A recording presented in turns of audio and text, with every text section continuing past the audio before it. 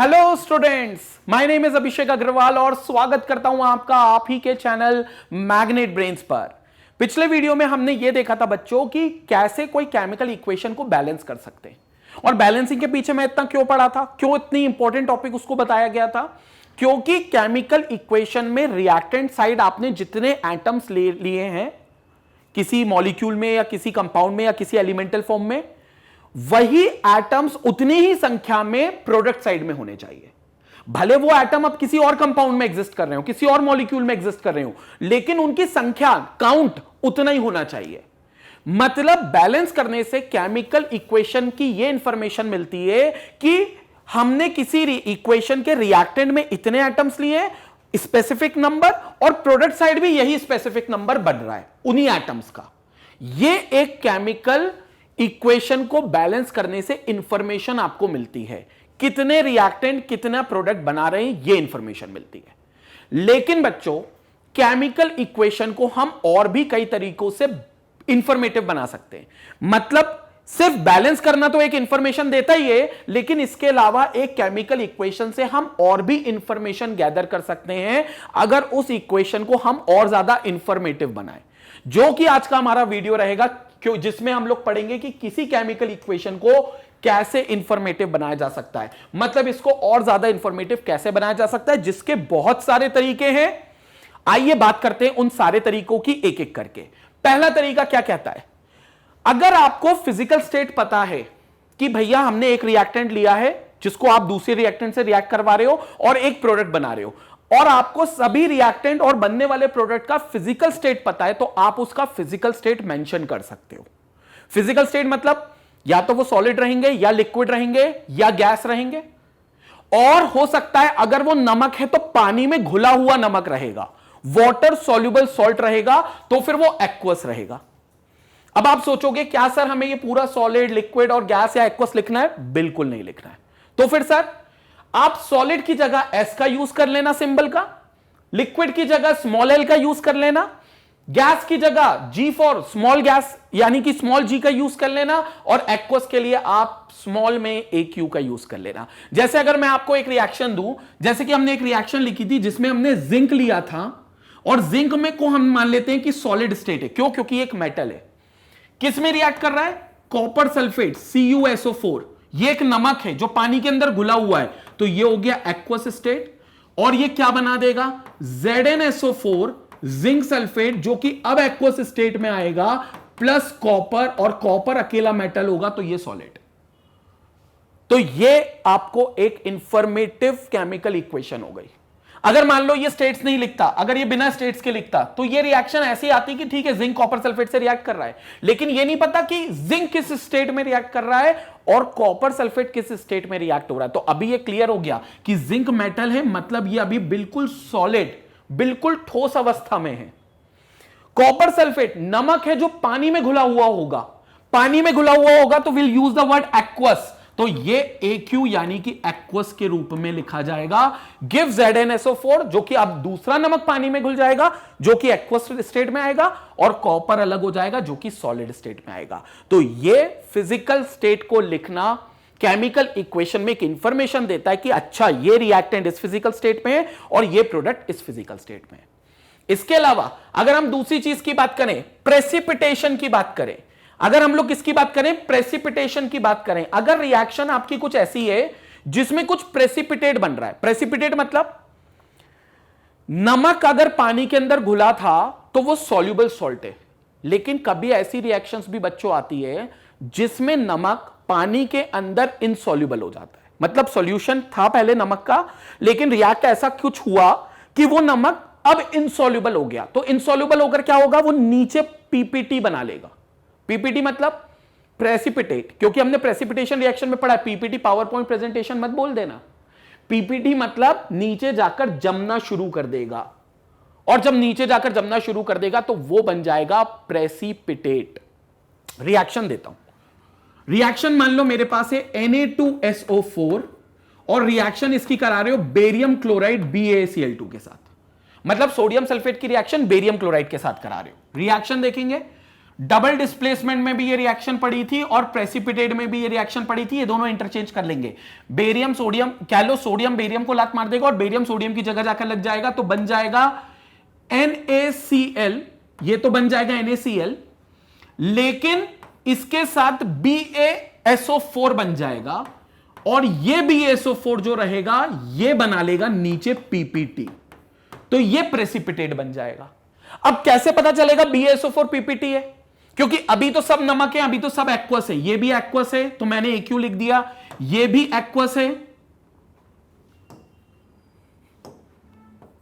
तो मैं अभी सब कुछ एक्वस था रिएक्टेंट में, तो अभी तो मैं एक्वस लिख देता हूं, तो ये मेरा एक्वस हो गया, ये भी मेरा पानी में घुला हुआ था तो एक्वस हो गया। बनने वाला एक नमक NaCl पानी में घुला होगा जो एक्वस रहेगा, लेकिन ये पानी में नहीं घुलेगा। क्यों? क्योंकि रिएक्शन में ये बन गया मेरा इनसॉल्युबल सॉल्ट, एक ऐसा सॉल्ट जो पानी में नहीं घुलेगा, और जब ये इनसॉल्युबल होगा तो इसको मैं PPT यानी कि प्रेसिपिटेट बोल दूंगा। अब हर बार तो इतना नहीं लिखेंगे, तो इसको डिनोट करने के लिए हम एक डाउनवर्ड एरो का इस्तेमाल करेंगे। ये था डाउनवर्ड एरो, और BaSO4 में इसकी जगह हम साइड में लिख देंगे एक डाउनवर्ड एरो। और डाउनवर्ड एरो क्या बताएगा? डाउनवर्ड एरो से पता चलेगा ये नीचे डिपॉजिट होता जा रहा है। नीचे कहां? जिस टेस्ट ट्यूब या जिस बीकर या जिस कंटेनर में रिएक्शन हो रही है उसमें ये नमक धीरे धीरे धीरे धीरे नीचे जमना शुरू कर चुका है और ये नीचे डिपॉजिट होता जा रहा है in the form of precipitate. तो कई जगह PPT लिखा हुआ भी देखोगे, लेकिन अगर नहीं लिखा तो डाउनवर्ड एरो पर ध्यान देना। मतलब डाउनवर्ड एरो ये बता रहा है, एरो जो डाउनवर्ड डायरेक्शन में पॉइंट आउट कर रहा है वो ये बता रहा है कि ये PPT बन रहा है। तो ये आपका दूसरा तरीका था रिएक्शन को इंफॉर्मेटिव बताने का, जिसमें आप PPT को रिप्रेजेंट करते हो। तीसरा, इसी प्रकार जैसे डाउनवर्ड एरो आपने PPT के लिए यूज किया, अगर कोई गैस इवॉल्व हो रही है रिएक्शन में, क्या इवॉल्व हो रही है कोई गैस, तो आप उसको अपवर्ड एरो से बताओगे। अब गैस के लिए रिएक्शन में आपको बता देता हूं, जैसे हम एक रिएक्शन लिख रहे हैं यहां पर, NaOH वाटर में रिएक्ट कर रहा है, तो NaOH वाटर में रिएक्ट, Na सिर्फ सोडियम मेटल रिएक्ट कर रहा है, NaOH नहीं कर रहा, सिर्फ सोडियम मेटल रिएक्ट कर रहा है, तो यह बनाएगा अब NaOH, सोडियम का हाइड्रोक्साइड, और अब हाइड्रोजन गैस इवॉल्व हो जाएगी। और अब जब हाइड्रोजन गैस है तो पहले मैं स्टेट लिख देता हूं, ये है सॉलिड, H2O ये तो अपने आप में लिक्विड ही है, वाटर है तो ये लिक्विड रहेगा। NaOH जो बन रहा है वो एक्वस स्टेट में बन रहा है, क्योंकि सोडियम हाइड्रोक्साइड एक बेस है जो पानी में घुल जाता है, तो ये एक्वस है, और हाइड्रोजन जा रही है गैस के फॉर्म में। तो ये तो आपने पहला वाला फॉलो कर लिया, ये वाला रूल। लेकिन अब आपने बगल में एक एरो बनाया है साइड में, जो कि ऊपर उड़ता हुआ दिखा रहा है, ऊपर की तरफ पॉइंट करता हुआ बता रहा है, ये एरो जो ऊपर की डायरेक्शन में पॉइंट कर रहा है, जिससे यह पता चलता है कि जो हाइड्रोजन यहां बन रही है वो गैस है जो रिएक्शन में इवॉल्व हो रही है। इवॉल्व मतलब जिस टेस्ट ट्यूब, जिस बीकर में इसको रखा है, ऊपर से फ्यूम्स ऑफ हाइड्रोजन दिखेंगे आपको, मतलब हाइड्रोजन गैस ऊपर से उड़ते हुए आपको दिखाई देगी। दिखाई नहीं देगी तो ऑब्जर्व तो होगी। इस हाइड्रोजन के कई टेस्ट होते हैं जिसमें इंपॉर्टेंट होता है फ्लेम टेस्ट, उस टेस्ट की हालांकि बात हम और वीडियो में करेंगे, लेकिन यह हाइड्रोजन गैस का इवोल्यूशन आप अपवर्ड एरो से बताओगे। तो हाइड्रोजन गैस के इवॉल्व होते हुए आप अपवर्ड एरो का इस्तेमाल करोगे, जो कि केमिकल रिएक्शन को तीसरी तरीके से इंफॉर्मेटिव बनाता है। इसके अलावा और तरीके देख लेते हैं रिएक्शंस को इंफॉर्मेटिव बनाने के। इसके अलावा अगला तरीका है रिएक्शन को इंफॉर्मेटिव बनाने का, अगर आपको रिएक्शन जिस कंडीशन पर हो रही है, जिस कंडीशन मतलब किसी टेम्परेचर या किसी प्रेशर पर अगर वो रिएक्शन हो रही है, तो टेम्परेचर और प्रेशर को अगर आपको पता है कि क्या वैल्यू है, तो उसको आप एरो जो रिएक्टेंट और प्रोडक्ट के बीच में बनता है उस पर आप देख सकते हो। हालांकि कैटलिस्ट भी आएगा, बट मैं कैटलिस्ट के लिए उसको अलग पॉइंट में कवर करूंगा, बट टेम्परेचर और प्रेशर की कंडीशन आप इस जगह पर बता सकते हो। जैसे मैं आपको एक रिएक्शन देता हूं, सिंथेसिस ऑफ अमोनिया, जो कि हेबर्स प्रोसेस से होता है। हेबर्स प्रोसेस से होता है। अब हेबर्स प्रोसेस में क्या होता है, N2 और H2 नाइट्रोजन और हाइड्रोजन गैस मिलते हैं। कौन से? नाइट्रोजन और हाइड्रोजन। तो N2 और H2 गैस मिलते हैं और अपने आप को अमोनिया में कन्वर्ट कर लेते हैं। किस में कन्वर्ट कर लेते हैं? अमोनिया में। तो बेसिकली ये अमोनिया की प्रिपरेशन हो जाती है, तो ये अपने आप को अमोनिया में कन्वर्ट कर लेते हैं, सिंथेसाइज ऑफ अमोनिया। अब क्या है, N2+H2 अमोनिया तो दे रहे हैं। N2 यहां किस स्टेट में? गैस। और यहां एरो मत बनाना, हर बार गैस, मतलब गैस अगर इवॉल्व हो रही है तो एरो बनेगा, गैस अगर रिएक्ट हो रही है तो कुछ एरो नहीं बनेगा, सिर्फ लिख देना कि गैसियस स्टेट में वो रिएक्ट कर रहा है। हाइड्रोजन भी किस स्टेट में आ गया? Gas, gives ammonia. अब अमोनिया भी ऑब्वियसली आपकी यहां पर गैसियस अमोनिया होगी, गैसियस अमोनिया होगी, बट यहां पर आप इसको बहुत ज्यादा टेम्परेचर दोगे। हालांकि अमोनिया थोड़े से कूल करने पर लिक्विफाइड भी हो जाती है हेबर्स प्रोसेस में, लेकिन इंपॉर्टेंट ये नहीं कि इसकी फिजिकल स्टेट क्या होने वाली है, इंपॉर्टेंट ये है कि जो टेम्परेचर यहां यूज होता है वो होता है 400 डिग्री सेल्सियस। तो जो टेम्परेचर यूज होता है वो होता है 400 डिग्री सेल्सियस, लगभग 400 से 450 कहते हैं, हमने प्रिसाइज मान लिया 400। या अगर आप रेंज भी लिखना चाहो तो आप ऐसा लिख सकते हो 400 टू 450 डिग्री सेल्सियस।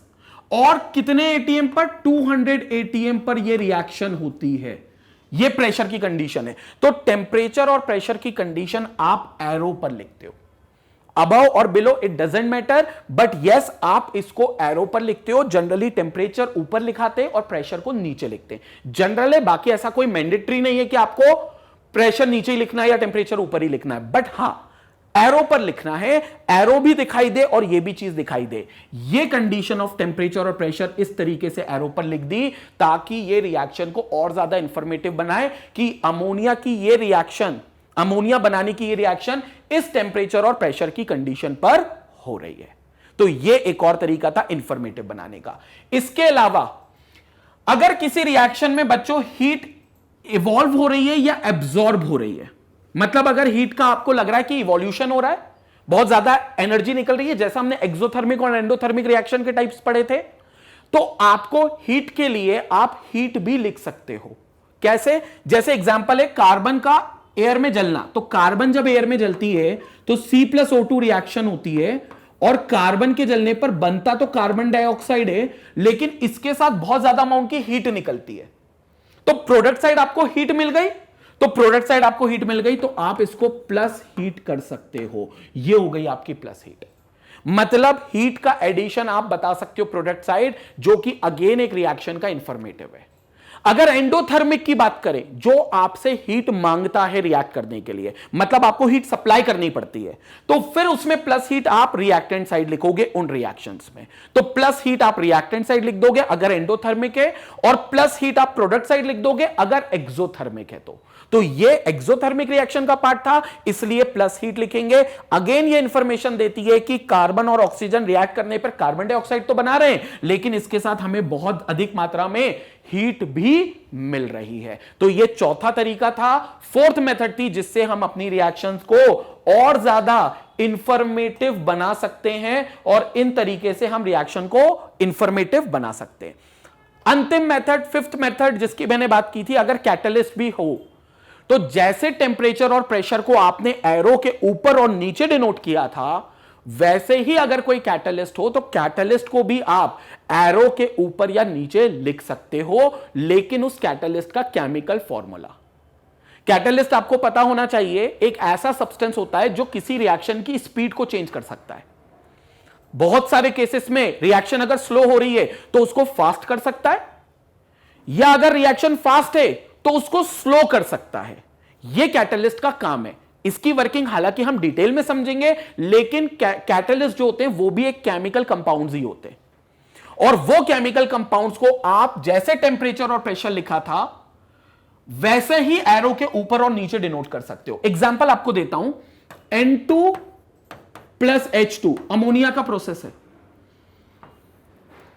टेम्परेचर और प्रेशर मैंने बताया था, इस वक्त सिर्फ लिखूंगा आयरन। क्यों? क्योंकि आयरन जो होगा बच्चों वो इस्तेमाल हो रहा है एज अ कैटलिस्ट। आयरन सिर्फ एज अ क्या इस्तेमाल हो रहा है? एज अ कैटलिस्ट, जिससे ये तुरंत बना रहा है अमोनिया। तो ये कैटलिस्ट आपने आयरन, आपको इसको एरो पर ही डिनोट करना पड़ेगा। ये केमिकल आपको बताएगा कि ये कोई ऐसा केमिकल है जो जिसके प्रेजेंस में रिएक्शन हो रही है। तो ये रिएक्शन आयरन की प्रेजेंस में होती है। और क्यों आयरन जरूरी है? क्योंकि आयरन उसके लिए कैटलिस्ट का काम कर रहा है। तो कैटलिस्ट हो तो उसको आप एरो के ऊपर या नीचे डिनोट करोगे। हां, अब यहां पर आपको टेम्परेचर और प्रेशर भी लिखना है, तो आप सारी चीजें लिख सकते हो। मैं बता देता हूं कैसे। तो आप यहां पर टेम्परेचर भी लिख सकते हो 400 degree Celsius, comma 200 atm of pressure, और नीचे लिख दो आप आयरन। ये आयरन आपका कैटलिस्ट है।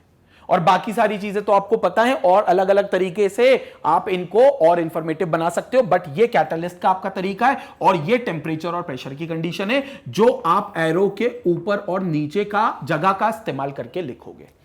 तो ये था बच्चों हमारी रिएक्शन को या केमिकल इक्वेशन को इंफॉर्मेटिव बनाने का तरीका, और इन तरीके से हम केमिकल रिएक्शंस को इंफॉर्मेटिव बना सकते हैं। तो आज के वीडियो में हमने देखा केमिकल रिएक्शन को या इक्वेशन को कैसे ज्यादा से ज्यादा उससे इंफॉर्मेशन निकाली जा सकती है और ज्यादा से ज्यादा उसे इंफॉर्मेटिव बनाया जा सकता है। अब बात करते हैं मैग्नेट ब्रेन्स के चैनल पर। जैसे कि आपको पता है कि क्लास 4 से लेकर क्लास 12 तक के सारे सब्जेक्ट्स के हर चैप्टर के एग्जॉस्टिव वीडियोस हम लोगों ने रिकॉर्ड कर आपके लिए बिल्कुल फ्री ऑफ कॉस्ट में प्रोवाइड किए हैं। आपको बस magnetbrains.com पर जाना है, वहां पर जाकर वीडियोस के क्लास वाइज उनको सर्च करना है और उनको देखकर अपनी पढ़ाई जारी रखनी है। तो और वहां से magnetbrains.com से आप हमारे नोट्स को भी डाउनलोड कर सकते हैं। सो आज के लिए इतना ही। अगले वीडियो में हम लोग इसके आगे का पार्ट देखेंगे जो कि करोजन और एसिडिटी से जुड़ा हुआ होगा। अब तक के लिए इतना ही। Thank you for watching us, thank you for connecting to us, take care.